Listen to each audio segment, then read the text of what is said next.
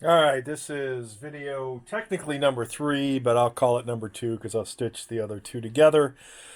I can't remember if I did an unboxing of this or if I saved it, but today's afternoon woodworking task is to create a base and mount this hull vise, which is very, very cool, from Ballistic Products.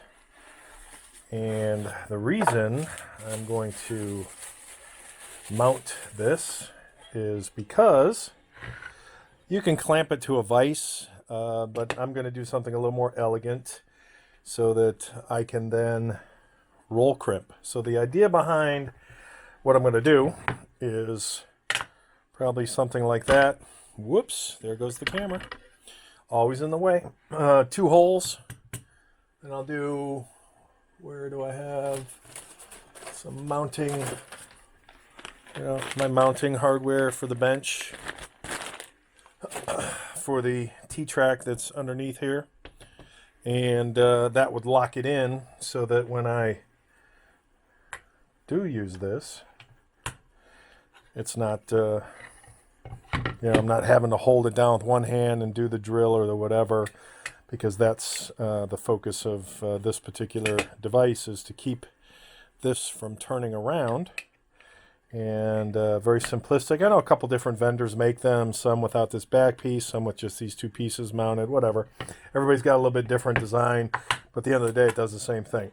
And I'm just looking to figure out how I want to make the base, whether the base is wide or thin or whatever. So that's today's task. I'm going to be drilling some holes, cutting some wood, and then mounting this to the wood. So you will see some before, durings, and after. More to come. All right, plan B. The little mirror mounts that I was thinking about doing are just plastic, and I was thinking about some metal options as well, and there was just nothing that I found that I liked. So I think I'm going to go to plan B, which was these. Yeah, that should work okay. So plan B is some nuts and bolts, and I'm going to figure out how wide I want to make this. I'm thinking that I will make the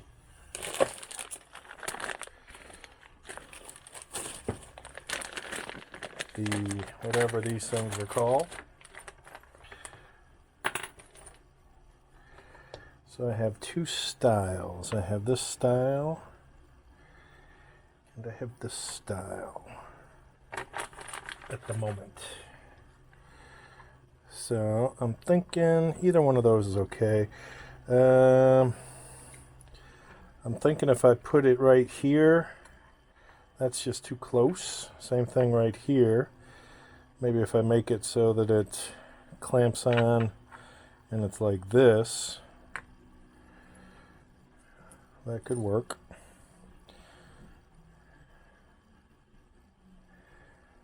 Either that, or they're going to go both in back and it's going to be a lot wider. Or I can do this in the back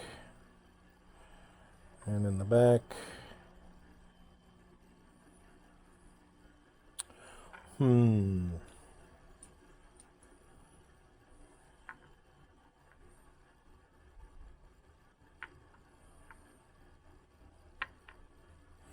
I think these are better because of the height and the clearance. So we'll go with those.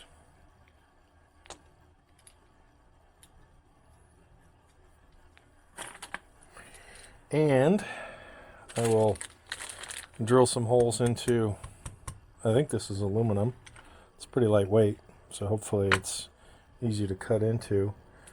And I think that's what it's going to be. I think I'm going to go with 2 holes that are kind of like that. I think that's going to be the model.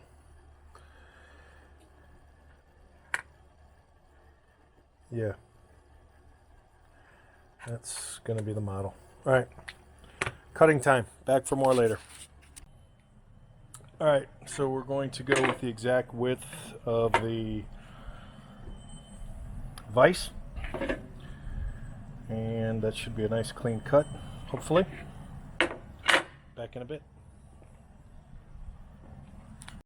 Okay, welcome back. It is way later, and it is tea time.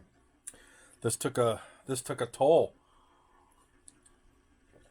It is feature complete, but not finished.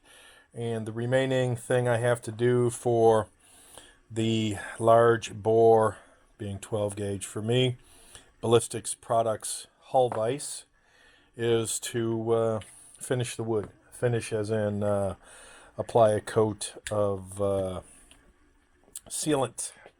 I don't know if I'll do teak or what's the other one? Poly satin.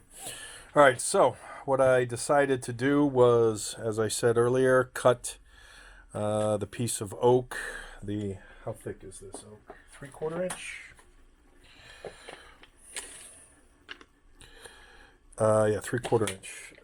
So cut the 3/4 inch oak to the exact width of the hull vise, and then decided on what my measurements would be for my T-slot. And I forgot to put, that sucks. I put everything away. I forgot one, won't matter because I have to take them off anyway. One washer on this side, so there'll be a washer, accompanying washer on that side, which that's a bummer. I hate when I forget stuff, because then I've indented the wood as I pushed this to make sure that it would seat all the way and got the right length bolt.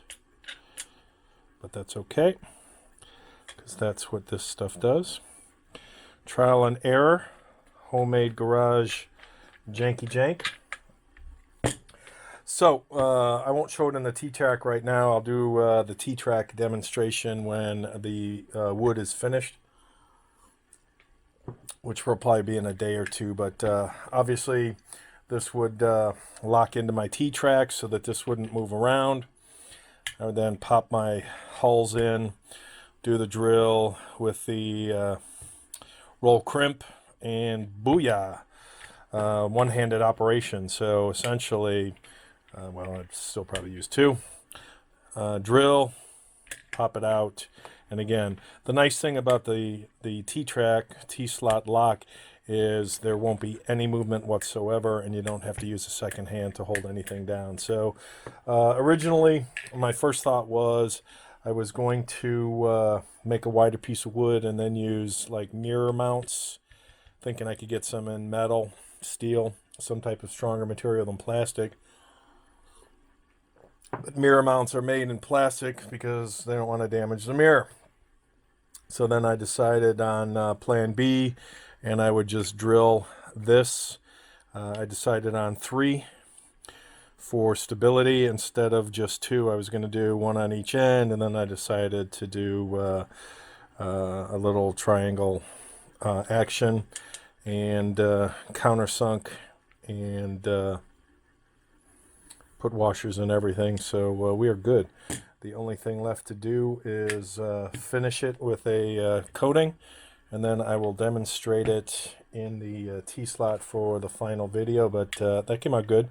Quick Sunday afternoon project that makes the hull vise a little more usable. So happy end of the weekend. Cheers. All right, another day, another project. We are going to call this almost done. So I love this stuff. The Minwax Wipe-On Poly, best stuff ever. Both in the gloss and the semi. Love it, love it, love it. It's a little bit different than the teak oil. I don't think it's as deep and rich. but I think it's a little more protectant, so I chose to go with that. And to see the difference, I mean, might be hard to see it on camera. Obviously, much easier there to see the saturation, the difference. But that's that. So this original piece goes away for the next project, and I will assemble that and put this together and show you what it looks like finished. Back in a minute. And there we are, fully assembled, locked and loaded, literally, on back, front, top, bottom, sides, solid. And I will show you the final locked into the T-slot here in a moment. Dunnage almost. And final. So this is locked in my bench, not going anywhere. So back to my original comment about one-handed operation. Drill, press, roll, crimp, pop it out, do the next thing. Or obviously with two hands, put it in, clamp it down, drill, pop it out. I'm sure with a rhythm, a bin on each side, in terms of finished or unfinished, it would I'll come up with some type of thing. But this is in there, and this weekend project, although it's no longer the weekend, is done. So on to the next thing.